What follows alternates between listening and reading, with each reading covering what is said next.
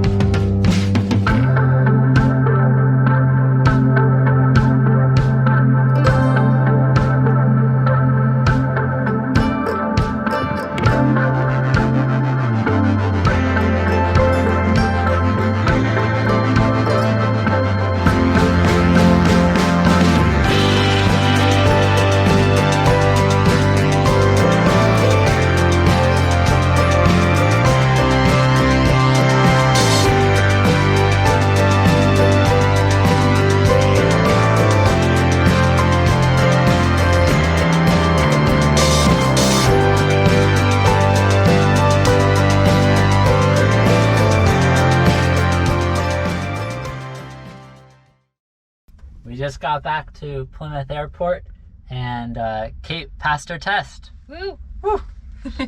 How's it feel? Private awesome. Pilot? Thanks for watching. See you guys.